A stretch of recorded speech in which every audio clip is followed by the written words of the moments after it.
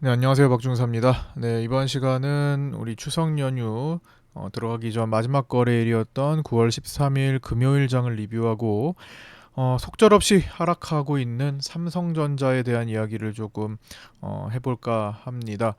자, 먼저 일단 미국 증시 이야기부터 간단히 가도록 하겠습니다. 일단 미국 증시는 9월 6일 2.5% 급락 이후에 5거래일 연속 상승에 성공했습니다. 우리 증시가 이제 연휴에 들어가려고 하니까 분위기를 싹 잡았죠. 그리고 금요일 장을 마친 이후에도 연속 상승 그리고 딱 빗각 추세대를 이제 넘어갈 채비를 하는 모습까지 나타나고 있습니다. 뭐 징크스 같은 건 아니지만 이상하게도 그렇죠.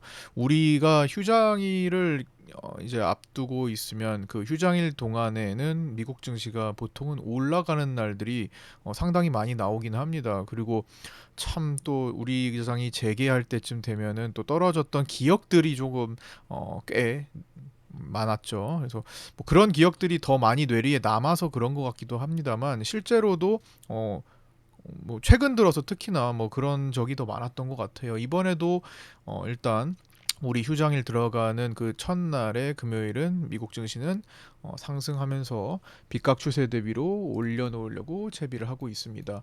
물론 아직 완벽하게 안착했다라고 보기에는 부족하지만 조금 더 올려야 되겠지만 어쨌든 이제 분위기를 형성하고 있죠. 이제 요 사이에 소매 판매 발표도 있고 그다음에 FOMC 우리 장 재개하는 그 날 새벽에 FOMC 발표가 있죠. 그래서 어차피 큰 변동이 있을 건데 그게 이제 위냐 아래냐 연속적으로 위냐 이제 뭐 올라가다가 아래로 때려 넣냐 요 차이인 것 같아요. 그래서 아마 이제 연휴 앞두고 옵션 양매수로 조금 이제 베팅을 했던 투자자들 입장에서는 이미 방향을 뭐 상방으로 틀었으니까 가급적 연속으로 미국 증시가 상방으로 이렇게 올려주면 콜옵션 쪽으로 수익이 날 수 있으니 유리하겠고 뭐한 하루 더 가다가 조정받고 FOMC 끝나면서 이렇게 내려온다면은 FOMC 날 이제 선물이 내려온다면은 조금 뭐 그냥 원위치로 돌아오는 그런 모습이 나타날 거고 하루 오르고 이제 3일 떨어진다면은 또 이제 풋옵션 쪽으로 또 수익이 날 수 있을 거고 한 요 정도의 움직임인 것 같아요. 그래서 양매수는 뭐 이런 일정에서 물론 뭐 위클리 옵션 기준으로 그렇게 옵션의 프리가 이렇게 낮지는 않았습니다. 어느 정도의 그 변동성의 베팅이 이미 들어가 있는 상황이어서 뭐 결코 낮지는 않았고 어떻게 보면 좀 높다라고 볼 수 있는데 어쨌든 뭐 변동성 자체로 이겨낼 수 있는 거니까 만약에 이제 양매수를 조금 소량하셨던 분들은 이제 연속으로 좀 움직여주기를 또 기원해야 될 것 같습니다.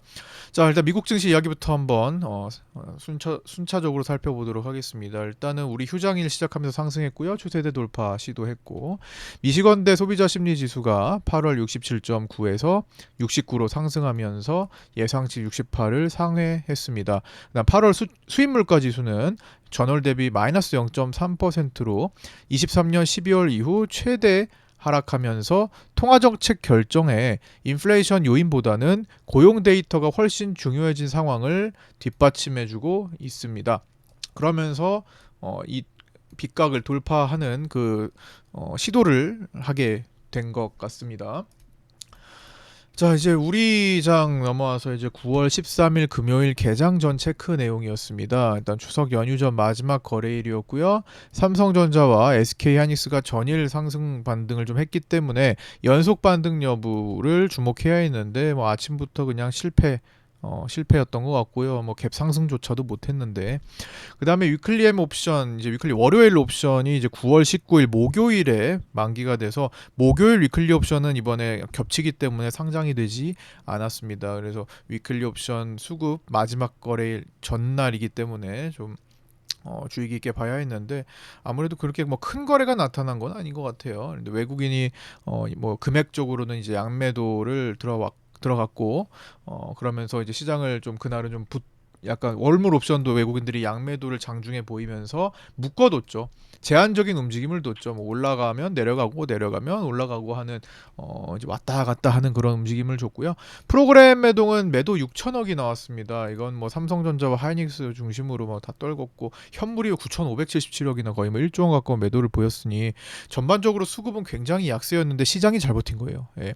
만약에 이 수급을 두고 시장은 얼마나 움직였을까요? 라고 그냥 시장 차트를 보여주지 않고 얘 수급만 봤다면은 야 이거 시장 한 2% 2%는 뭐 아무리 못해도 1%는 내려갔을 것 같은데 라는 생각이 들 수 있을 만한 수급이었죠. 근데 결국엔 뭐 약보합, 뭐 보합 정도였으니까 왔다 갔다 위아래 꼬리 달면서 도지 형태였죠. 그래서 수급 대비 시장은 견고하게 잘 버텼다. 그러면 어떤 쪽에서 또 움직임이 있었다라는 건데요. 금융주와 밸류업 등 그다음에 조선업종 뭐 이런 쪽이 좀 강하게 올라오면서 나머지 반도체들 빠지는 것을 조금 상쇄 처리해주면서 좀 버텼던 것 같아요. 그래서 삼성전자, SK하이닉스가 장 초반에 힘이 없었고 외국인이 옵션 양매도로 가면서 제한적인 움직임을 보였습니다. 물론 종가로는 콜옵션이 이렇게 들어온 것으로 보이죠. 그래서 장중에는 계속 양매도로 묶어두다가 마지막에 해외 증시 나스닥에 뭐 상승을 점쳤는지 뭐 이렇게 마지막에는 콜옵션으로 환매수하면서 끝이 났습니다. 자, 삼성전자 이야기 오늘의 주제입니다. 뭐 삼성전자 참 답답하게 삼성전자 지금 많이 밀어냅니다. 각도가 상당해요. 지금 요렇게 그냥 긴 차트만 보셔도 긴 흐름만 보셔도 내리꽂는 각도가 평소보다 더 강한 느낌이 들죠. 2015년 지금 약 10년치 차트인데 그냥 이 그림만 보더라도 코로나 때 이후로 지금 최대 각도가 지금 나오고 있죠. 뭐 코로나 때 비할 건 아니고 저 때는 그냥 너무 단기에 쏟아졌으니까 이렇게 어쨌든 뭐 상당한 각도로 지금 떨어지고 있는데 야 어디까지 이렇게 떨어져야 될까? 완전히 진짜 떨어지는 칼날이에요. 무슨 뭐 8월 5일에 그 시장 10%씩 떨어졌던 자리를 속절없이 무너뜨리고 제가 말씀드렸던 그 자리 이후에 69,000원의 마지막 마지노선 자리 69,000을 깨면 공간이 열린다라고 경고했던 그 자리까지 이탈하면서 지금 연속으로 무너지고 있습니다. 사실 공간은 열렸어요. 자, 주봉 추세 깨졌고 이미 깨졌었고 월봉도 지금 이제 이거는 로그 차트고 이제 월봉도 지금 중요 추세는 깨졌죠. 보시면 아까 이제 주봉으로 보셔도 중요 추세들은 다 깨졌어요. 예. 이 정도 떨어졌는데 뭐 안 깨지고 버틸 수가 없겠죠. 그다음에 일봉에서도 이제 중요한 라인 그거 깨진 이후로도 그 다음 중요한 라인이었던 69,000원을 사수하지 못했기 때문에 공간은 열릴 수 있는 구조가 된 겁니다. 그러나 보통 이제 떨어질 때 삼성전자 이렇게 저력상 이렇게 좀 반등을 해주는 구간은 분명히 나오는데 아직 그게 나타나지 않고 있는 거죠. 그래서 이렇게까지 좀 누르는 이유가 또 뭐가 있을까? 뭐 지금까지 그동안의 삼성전자 이야기는 굉장히 많이 해드렸죠. 7월에 뭐 슈퍼겜이 대량 매수 들어왔던 것 이후로부터 일단 깨진 거예요. 개인 계좌로 그렇게 대량으로 삼성전자 선물을 이렇게 장악했다는 것 자체가 그게 외국인과 결속된 게 아니라면은 그거 떨궈내기 위해서 분명히 매도 반대쪽으로 무조건 매도를 잡아야 하니까요. 뭐 선물 누가 매수를 하면 어떤 누군가는 매도를 잡아야 되니까 분명히 그 매도 쪽에 힘이 작용할 수 있었을 거고 그때 말씀드렸던 대로 이렇게 한 차례 두 차례 이때는 금융투자가 반대로 매도 포지션을 잡았고 롤오버 한 물량에 대해서는 외국인이 매도 포지션을 잡아주면서 이런 식으로 지금 삼성전자가 무너지는 가장 결정적인 역할을 했던 것 같습니다. 뭐 슈퍼개미가 왜 들어왔냐라고 물어본다면은 뭐 그 형한테 물어봐야겠지만 수천억을 이렇게 왜 썼냐 삼성전자 선물에 뭐 그때는 뭐 엔비디아 퀄테스트 통과 소식이 있었기도 하고 막 이제 그런 것들에 대한 기대감이 붙지 않았을까 했는데 뭐 어떤 자신감이 있지 않으면 그 정도 금액을 쓸 수가 없는데 뭔가 하여튼 뭐 어떤 알고 있었던 게 있었는지 자신 있게 베팅을 했습니다. 근데 그 다음에 이제 트럼프 피격 사건이 있었죠. 그러면서 시장이 이제 급하게 무너졌던 그런 상태로 이제 넘어왔었고 일본 엔캐리 트레이드 청산 이슈까지 같이 불거졌었죠. 그 다음에 그 롤오버 자리를 이제 회복시켰는데 털고 나가지 않아서 이제 완전히 혼내주러 가는 코스로 이렇게 지금 진행이 되고 있는 것 같습니다. 자 이제 한번 몇 가지를 한번 정리를 해볼게요. 삼성전자 중에 이제 삼성전자의 이제 보유 비중의 흐름을 조금 보려고 합니다. 보유 비중의 흐름을 자, 뭐 보유 비중이라는 이라면 뭐 어쨌든 뭐 가서 살펴보면은 되긴 하죠. 근데 저는 일단 여기 데이터를 바로 이제 보여드리지 않고 이제 일단 적어둔 걸로 이제 하도록 하겠습니다. 제가 쭉 데이터를 보고 글을 적어둔 거니까 액면 분할 이후 일정만 조금 따져보려고 합니다. 액면 분할했던 시기 2018년도 이후에 외국인 보유 비중의 변천사라고 할까요? 한번 짚어볼게요. 2018년 5월 14일 삼성전자 차트를 놓고 보고 한번 여기서부터 이렇게 보면 되겠죠. 주봉으로 볼까요? 좀 너무 많으니까 자, 주봉으로 이렇게 볼게요. 2018년 5월 4일 52.79%의 외국인 보유 비중이 있었습니다. 이제 외국인 보유 비중이 52.79였는데 이후에 이제 어느 정도 비슷하게 유지를 하다가 2018년 12월 12일 주식 소각 때문에 보유 비중이 55.72로 확대가 됩니다. 자, 그때가 요 시기입니다. 보유 비중이 확대가 된 시기예요. 그러니까 이제 저점을 만들 때쯤 해가지고 외국인의 보유 비중이 주식 소각 등으로 좀 늘어났었죠. 그리고 더 사기도 했었고, 그 다음에 외국인들의 보유 비중이 밑에서 늘어났죠. 위에서 늘어난 게 아니라 밑에서 늘어났습니다. 하단부에서 늘어났기 때문에 어떻게 돼요? 이후에 19년 7월 30일까지 여기까지 최대치를 기록합니다. 무슨 말이에요? 밑에서 보유 비중을 늘립니다. 하단부에서. 그 전에 이제 하락장이 연출이 됐었죠. 보시면 그 전에 삼성전자는 여기서 17년도 11월에서 좀 떨어진 상태였죠. 근데 어쨌든 보유 비중이 아래에서 늘어났죠. 외국인은 대체적으로 그때까지 꾸준히 매수하는 경향을 보였고요. 이후 소폭 줄이면서 유지하다가 코로나 팬데믹이 여기서 나왔죠. 자, 삼성전자는 여기서 올라가다가 이렇게 급락을 맞이했습니다. 그래서 코로나 팬데믹 전후로 여기서 굉장히 보유 비중을 줄였어요. 이때만 줄인 게 아니라 이때도 줄였습니다. 이렇게 줄였어요. 이렇게 줄였습니다. 그러니까 내려갈 때만 줄인 게 아니라 올라갈 때도 줄였어요. 그래서 이 당시에 현물 비중이 외국인 현물 비중이 굉장히 줄어들고 있었기 때문에 언론에서는 봐라 외국인들이 현물을 막 팔고 있다. 그래서 이거 조금 올라갈 때 계속 파니까 이거 다시 떨어질 거다의 무게감을 두고 많은 기사가 많이 나왔었죠. 그래서 그걸 이제 접한 개인들이 당시에 열풍, 곧버스를 베팅하는 열풍이 있었죠. 그때 한동안 개인들이 곧버스 모르던 사람들까지도 이거 사면 돈 번대라고 하는 식으로 막 몰렸었죠. 근데 그 곧버스는 어떻게 됐습니까? 그 당시에 제가 그 당시에 이제 곧버스 전망에 대해서는 한 7,000원 정도 할 때 2,000원대 유튜브에 이전 채널에 지금 채널 말고 이전 채널에 이제 7,000원 할 때 곧버스는 2,000원대 갈 수 있으니까 지금 주의해야 된다. 라고 메시지를 남겨드렸던 적이 있었는데 그 당시에 욕을 좀 많이 먹었습니다. 예, 요 7,000원, 6,000원 하던 시기에 막 2,000원대를 얘기하고 있으니까 곧버스에 베팅했던 그 수많은 개인 투자자분들께 조금 그때 이제 몰매를 좀 맞았던 뭐 댓글로 그런 적이 있었는데 뭐 시간이 지나니까 그거보다 더 내려갔었죠. 그만큼 시장이 많이 상승했다라는 얘기고요. 그래서 그 이유를 왜 그랬냐 한번 이제 생각을 해보시라는 겁니다. 이제 많이 지났으니까 시간이.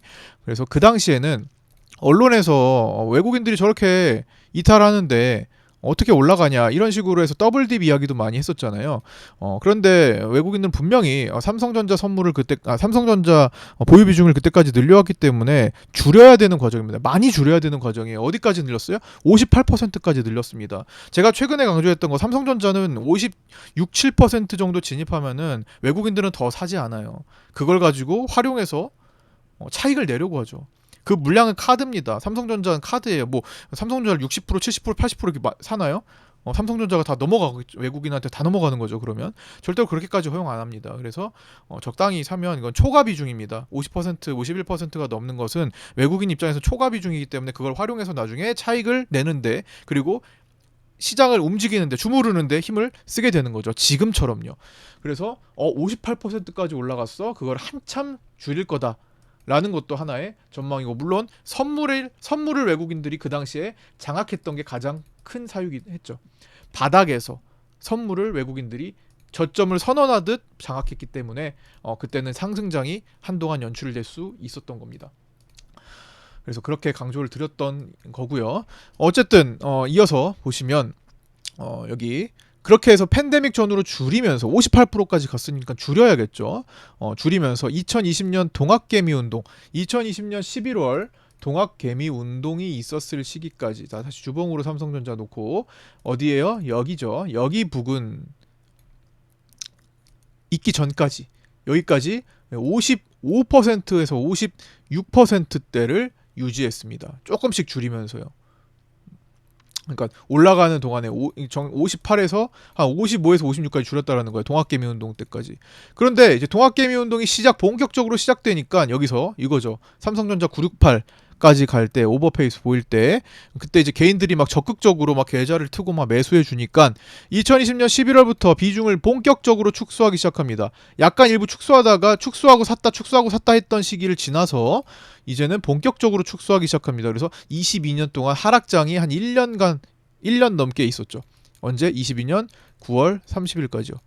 그래서 지속적으로 이제 개인들 계좌 트고 이제 물타기 하는 시기죠. 개인들이 신규로 계좌를 막 하루에도 막 수십만 개씩 만들어 가지고 삼성전자 사고 있는데 삼성전자가 그렇게 사고 나서 떨어지니까 뭐 있는 돈 다 끌어당겨서 그냥 영끌해 가지고 막 그냥 물타기 하고 떨어지니까 이거 막 자식한테 물려줘야겠다 막 이런 얘기 하면서 엄청나게 보유 비중을 늘렸죠. 그럼 반대로 외국인은 거기다 대고 팔 수 있었던 겁니다.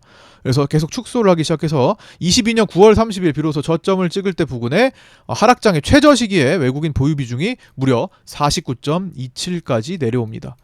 자, 이것도 외국인 입장에서 사고예요.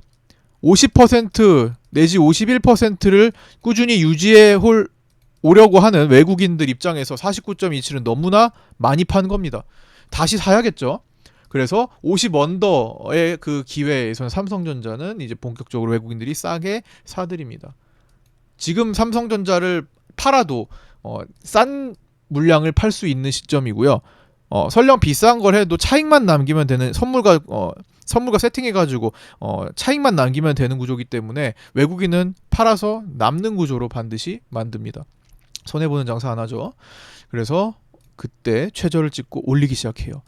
50% 이상은 유지해야 하는 외국인은 다시 매수를 하기 시작하며 시장이 반등하기 시작했고 23년 1월부터 약 18개월간 꾸준히 매집하며 24년 7월 11일 비로소 11일 12일 최고점을 찍을 때 여기 이제 주봉으로 보지 말고 일봉으로 볼게요.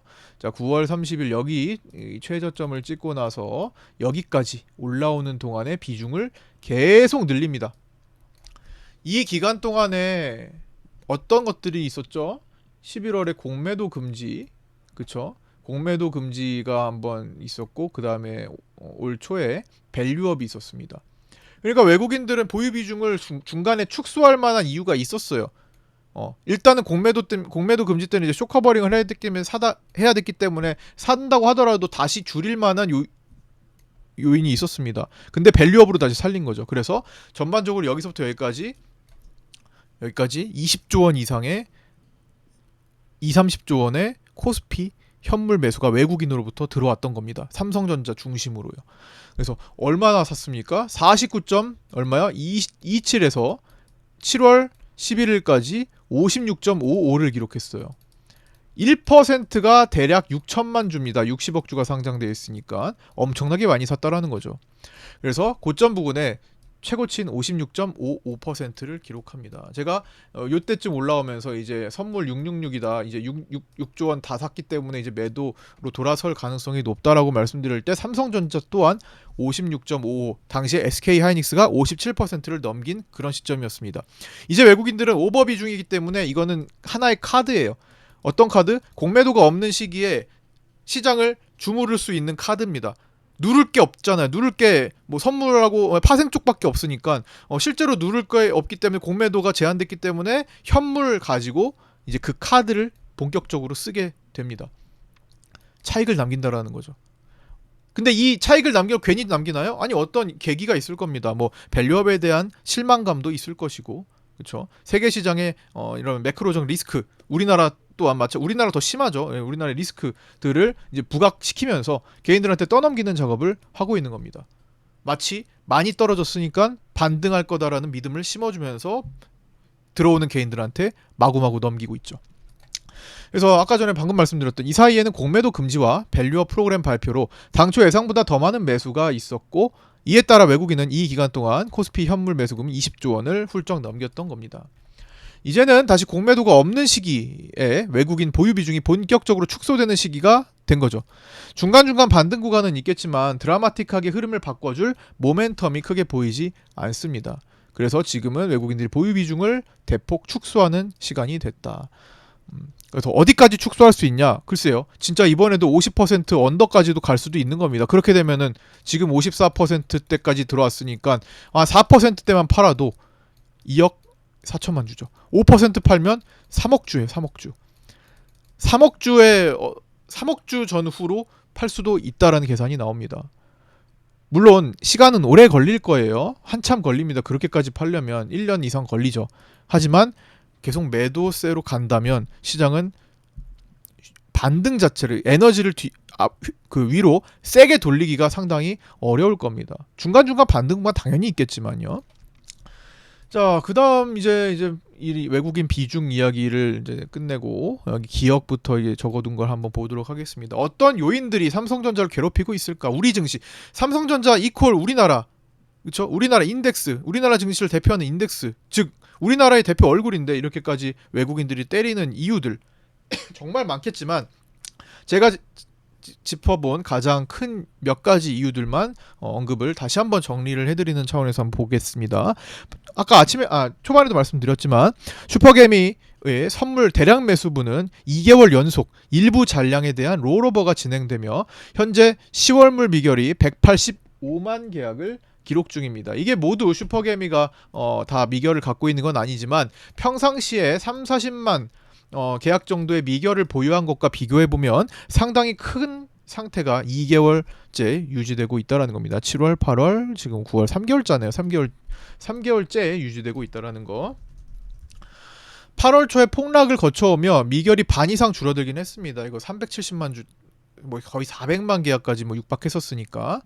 그 다음에 이제 세계 최대 자산 운용사인 블랙록, 올 초에만 해도 무슨 얘기를 했습니까? 이렇게 올 초에 24년 전망입니다. 한국 등 신흥국 투자에는 보수적으로 접근하겠다, 뭐 비중을 좀 축소를 하겠다라고 얘기를 했었다가 밸류업 프로그램을 보고 말을 다시 바꾸긴 했었어요.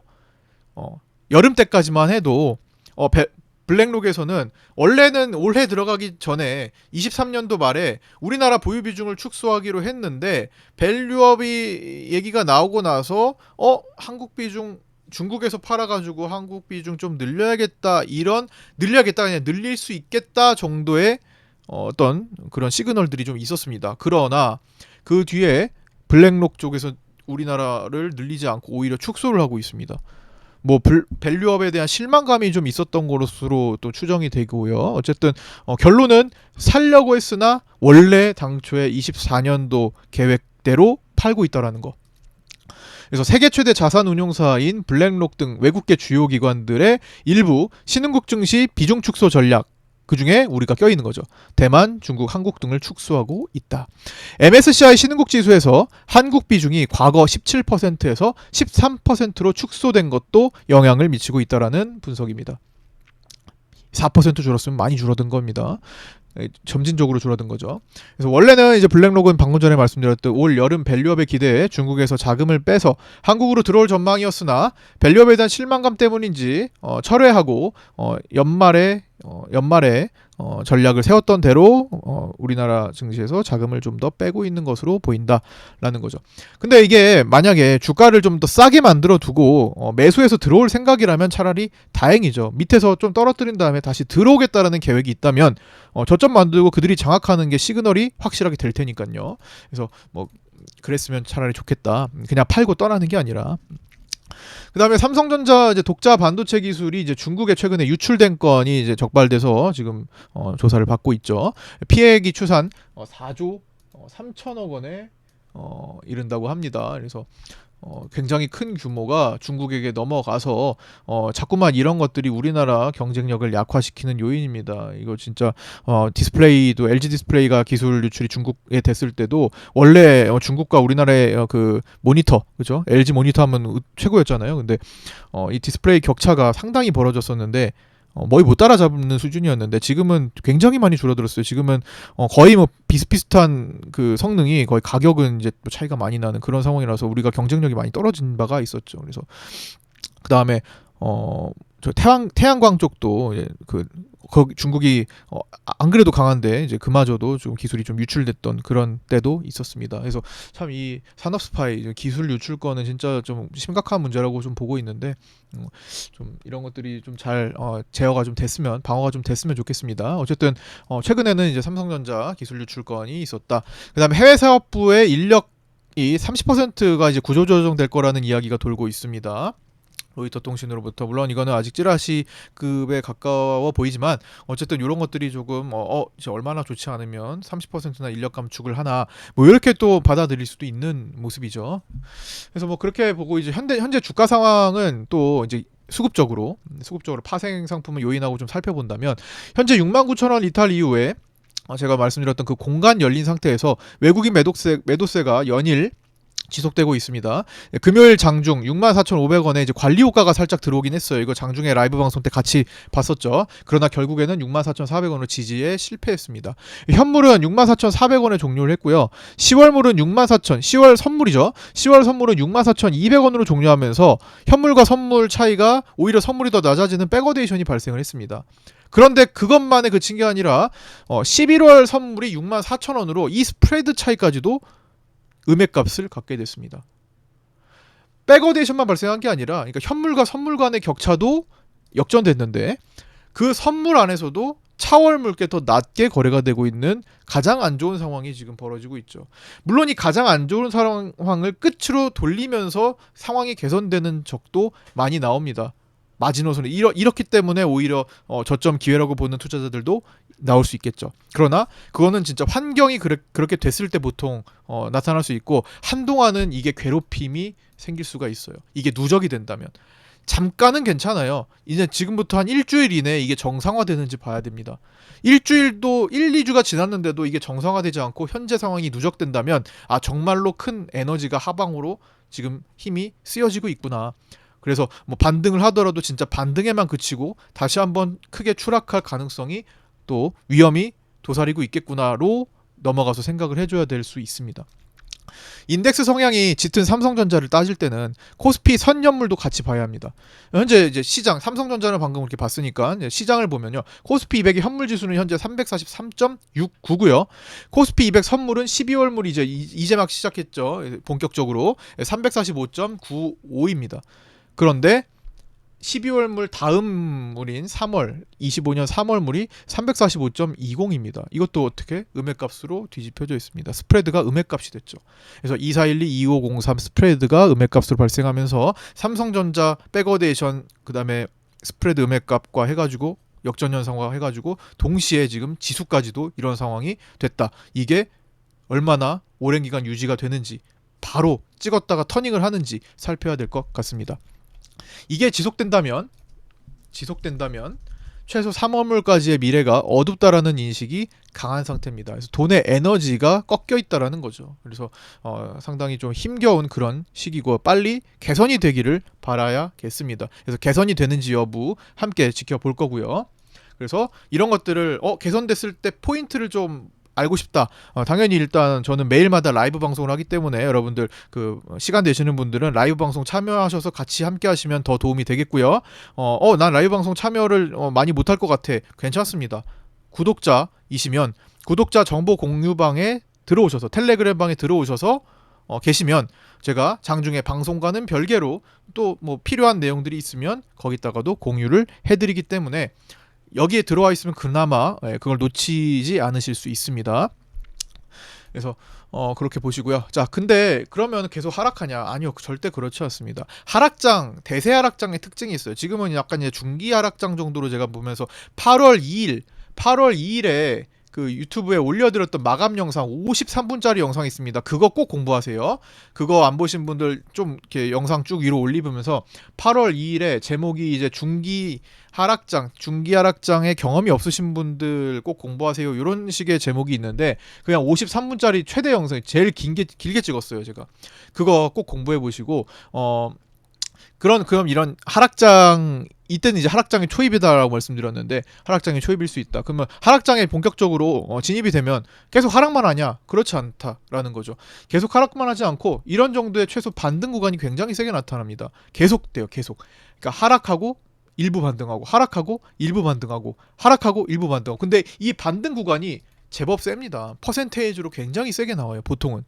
뭐 정말 유명한 하락장들 다 그런 식으로 흘러갔습니다. 서프라임만 봐도 서프라임 때만 봐도 이게 연결 선물로 보시면 쭉 2008년도 한번 볼게요. 쭉 넘어가서 자 서프라임 때도 보시면 한 방에 쭉 떨어지지 않아요. 한 방에 떨어지지 않습니다. 분명히 살려주는 구간을 굉장히 세게 가져옵니다. 이렇게. 자 이게 지금 굉장히 작아 보이게 느껴질 수도 있는데요. 이게 엄청나요. 지금 이게 하도 이제 전체적으로 이제 크게 떨어져서 그래서 보이지 실제로 저 때를 놓고 보면요 하락장이 끝났다라고 생각이 들 정도로 올라옵니다. 자 이때부터 이때까지만 봐도 무려 25%가 올라요 시장이. 그리고 기간이 꽤나 길어요. 거의 한 2달 올라와요. 2달 올라오고 저렇게 있으면 방심합니다. 하락장이 더 이상 안 나타날 것 같아요. 이렇게 방심을 하게 만들고 때려놓는 게 바로 대세 하락장입니다. 중장기, 최소 중기 이상의 하락장이에요. 굉장히 꼬이기가 쉽겠죠.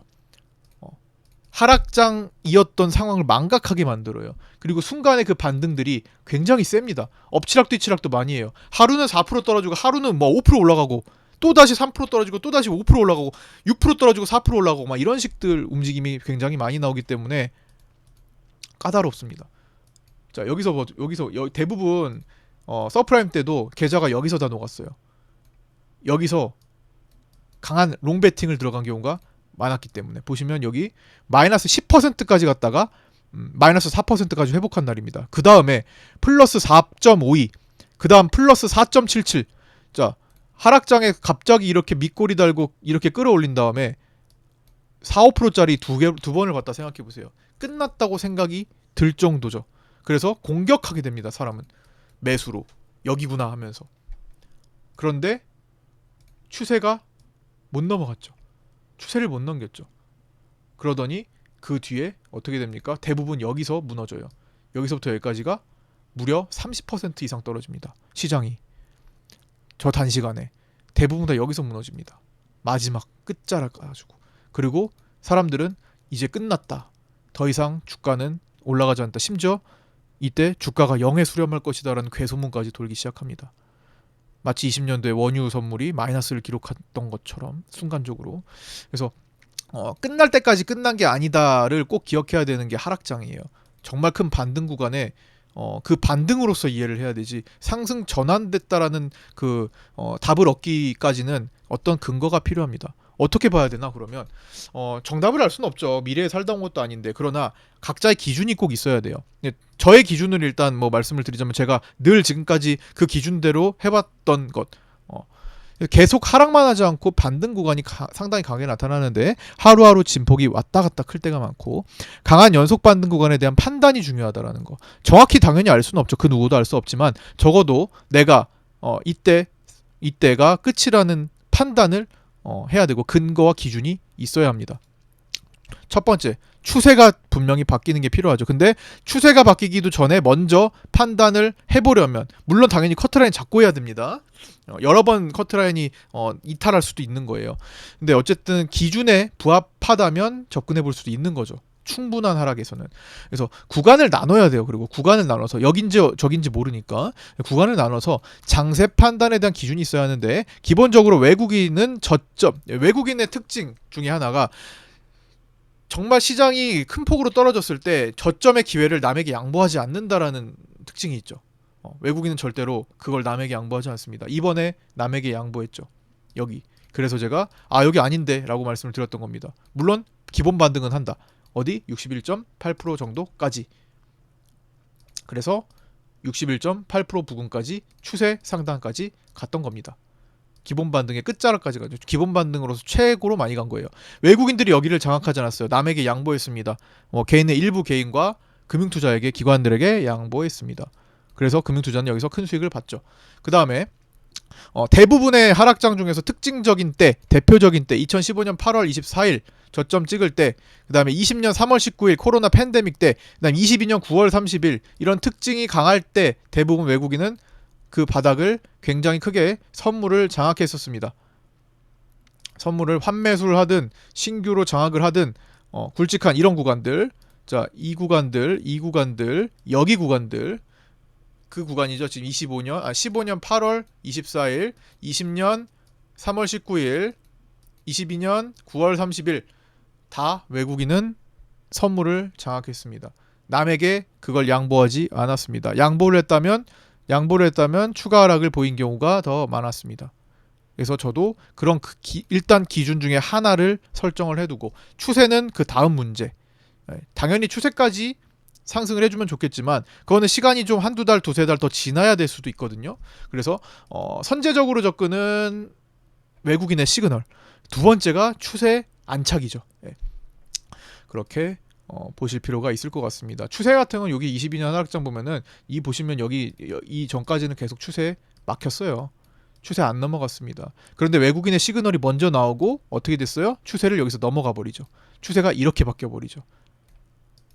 요 타이밍이 돼버려요. 요게 한 몇 달 지나고 납니다. 그래서 구간을 나눈다라는 얘기예요. 여긴지 모르겠다. 그래서 외국인도 산 다음에 다시 팔 수도 있으니까 또 단타 치지는 않는지까지 봐줘야 됩니다. 샀는데 금방 팔아버린다. 그거는 매도 시그널이 또 되겠죠. 아, 여기가 아니네 라고 봐야 되겠죠. 그럼 추세까지 봐야겠네, 혹은 다시 시그널로 봐야겠네. 구간을 나눈다. 이건 제 기준입니다. 여러분들이 제 기준과 관점을 이해하시고 뭐 적용을 하시든 보완을 하시든 그거는 각자 관점이 또 있어야 되니까 참고하셨으면 좋겠고요. 그 다음에 이제 시장 수급 이야기로 넘어가서 이제 금요일에는 이제 외국인 선물이 신규 매도 플러스 환매수가 있었고요. 금융투자 선물은 신규 매도 플러스 환매수 똑같았는데 이게 이제 금융투자는 신규 매도가 좀 많았기 때문에 미결 상승 효과를 가져왔고요. 외국인은 막판에 미결 상승에 도움을 준 것 같습니다. 대체적으로 외국인은 하루 종일 시월물에서 본격 첫 거래부터 콜옵션, 풋옵션을 모두 양매도하다가 이제 연휴 중에 해외 증시 상승에 대한 전망이 좀 있었는지 막판에 종가 이후에는 종가 부근까지 해가지고 콜옵션만 환매수한 것으로 추정이 됩니다. 그래서 이게 쓱 바뀌었어요. 원래 양매도로 가다가 마지막에 4시 이후에 확인해 보니까 이게 콜옵션으로 넘어왔더라고요. 근데 요거는 이제 연휴에 대한 베팅이 좀 있었던 것 같고 바로 이제 나스닥은 한 번 더 올라갔습니다. 그래서 연휴 끝나고 또 뒤집어질 수 있으니까 이런 것들을 좀 지금 또 월물 초반이기도 하고 너무 신뢰해서는 안 될 것 같습니다. 자, 연휴에서 이제 다음 주 일정입니다. 9월 16일 월요일은 9월 뉴욕 연은 제조업 지수 발표되고요. 9월 17일 화요일은 8월 소매 판매 산업 생산 발표 있습니다. 9월 18일 수요일 FOMC가 있고요. 한국 시간으로 우리 시간으로 목요일 새벽 3시 이후에 일정이 있고요. 바로 그날 아침에 우리는 월요일 위클리 옵션 목요일에 진행합니다. 이번 거는 목요일께 상장되지 않았기 때문에 수년돼서 요날 위클리 옵션 만기와 함께 우리는 변동성 장세에 직면해서 거래를 하게 됩니다. 9월 필라델피아 연은 제조업 지수 발표가 목요일에 있고요. 신규 실업수당 청구 건수와 BOE 통화정책 회의도 목요일에 있습니다. 9월 20일 금요일에는 중국 LPR 금리 결정 있고요. BOJ 통화정책 회의 있고요. 이것도 중요하겠죠. 최근에 이제 일본의 이제 금리 결정이 상당히 중요해졌고, 뭐 지금 당장 인상하지 않겠지만 어쨌든 전망에 대한 이야기 또 영향을 많이 미칠 겁니다. 그다음 미국 내마녀의 날, 3분기 내마녀의 날이 9월 20일 금요일에 예정되어 있습니다. 그래서 뭐 변동성 요인, 우리는 뭐 목요일과 금요일만 거래하지만 전반적으로 변동성 요인이 꽤 큰 장세죠. FOMC와 통화정책 회의들. 각국의 통화정책 회의, FOMC도 통화정책 회의니까 각국의 통화정책 회의와 미국의 만기일까지 겹치는 그런 한 주입니다. 그래서 단 이틀 만에 우리는 큰 변동성을 볼 수 있으니까 주의를 해야 될 것 같습니다. 자, 오늘 여기까지 마치고요. 이제 연휴, 추석 연휴 즐거운 풍성한 한가위 되시기 바라고요. 저는 목요일 아침 8시 20분에 유튜브 라이브 방송에서 찾아뵙도록 하겠습니다. 신규 구독자분들 구독자 정보 공유방 밑에 글 보시고 신청하셔서 입장하시기 바랍니다. 자, 저는 여기까지 마치겠습니다. 감사합니다.